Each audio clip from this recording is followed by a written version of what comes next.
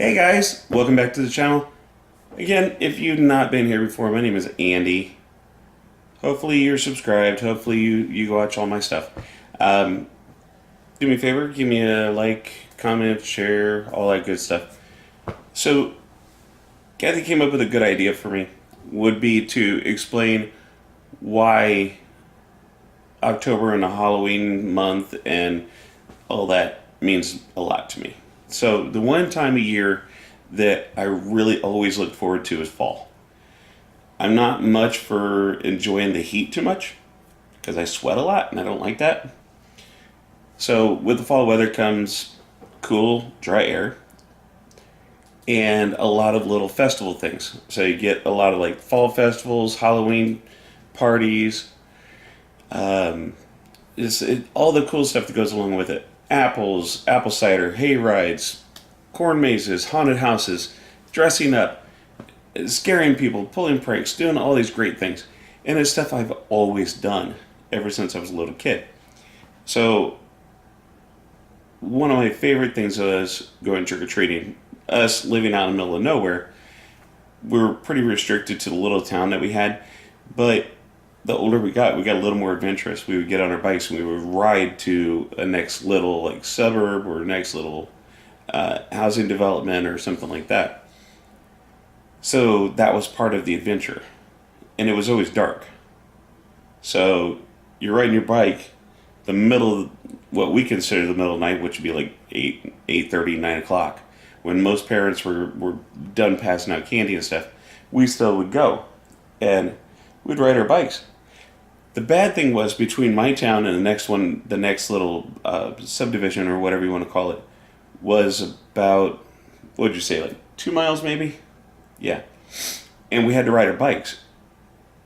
If you could see exactly where it was that you had to go, so you leave the town, go across a metal bridge, go all the way in the middle of nowhere because there's literally cornfields and soybean fields, no real houses or anything between my town and the next little subdivision.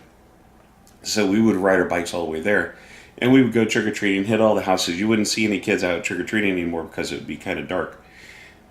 And we would go do all that. Then we had to get our asses back home. So you get double scared. Scared on the way there because you're scared and you're excited to get candy and trick-or-treat and all that stuff. But on the way back, you're scared because you don't know what's waiting for you in the fields and on the road and in the middle of nowhere. So that was one of the things I always looked forward to. We were also kind of bad kids too. I mean, we would go out and we would toilet paper people's houses. If you're wondering what that means, please do not follow this example because it was bad. We would go to like Sam's Club or whatever, and we would get a whole case of toilet paper, and you throw it up in people's trees. And we even did a little artistic work with it. I remember one time we actually wove the toilet paper and made a wall out of it, and the guy called the cops on us, and I ran into the cornfield and stayed in the cornfield until the cop was gone. Then the people that got caught had to clean it all up. So that was funny to me, not to them. So when October comes around, my parents always took us to haunted houses and stuff too. Up in Indiana, all the haunted houses are pretty much, they were charity things. So they were put on by like baseball organizations, sport organizations, Cub Scouts, Girl Scouts, all that stuff. Most of it was charity. And we would see in the newspaper or hear on the radio these different places having these. So we would go and get scared. And that was the thing that my parents always did with us too. And we would do probably one or two, from what I remember, one or two in the month of October. Because you got to consider dragging 5 people to a haunted house back in the 80s would cost you about 30 to $40, maybe a little bit more. and then if we stopped and ate, and then everything else. Anyways, I always thought when I was doing that how much I wanted to work in one of those and scare people, but I never had the opportunity growing up until we moved down to Florida, in which I started working for Busch Gardens, doing Hollow Scream. And I did 3 years as an actor there. Then I moved to be a stage manager. And I did stage managing for 2 years, and then I had to go back to being an actor for a year. And then I finished out the rest of my career with them as a stage manager for 4 years. So I love to scare people. Not so much on the costume stuff. I don't really like wearing makeup or any of that other good stuff that people do. But one particular time, and I think I addressed this before, about a really good friend of mine, probably one of my best friends, Alex. So after Hellish Scream is over, all the people that work Hellish Scream, you don't get an opportunity to go to Halloween parties or costume parties or anything. So the actors put on an event called the Screamers Ball. Before it was Spooky Tookie, then changed to the After Party, and then the Screamers Ball. So Alex, who originally was my boss, back in, oh cool, it's actually dated.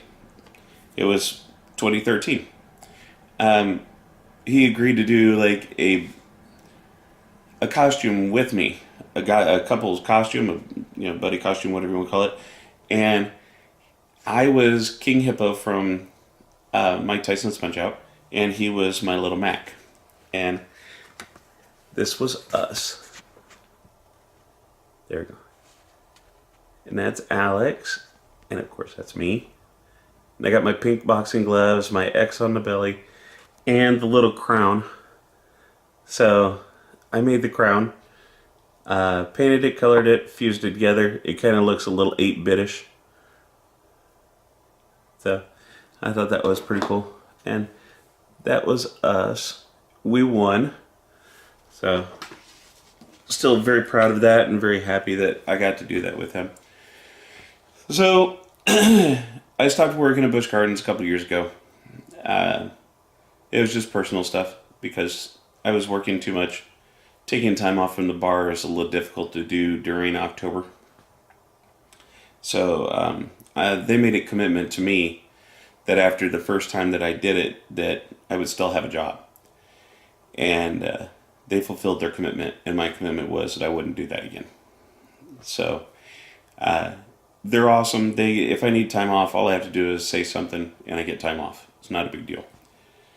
But that's one of the things I really love about the fall time is there's so much more to do. Summertime, if you like going out and doing stuff where it's hot and you're going to sweat, cool, you have fun with that. Florida is not the best place for being out in the heat. It's hot, it's humid, the bugs are horrible. But fall time, winter time, I absolutely love it down here. I prefer to be here. But anyways, those are the kind of things that I love about Halloween time, fall, October, what have you. And hopefully you guys enjoyed this. Share your stories with me. That'd be great. Put it down there in the comments. Give me a thumbs up. Share the video if you feel that it's interesting enough. Otherwise, we will see you guys in the next one. Have a great day.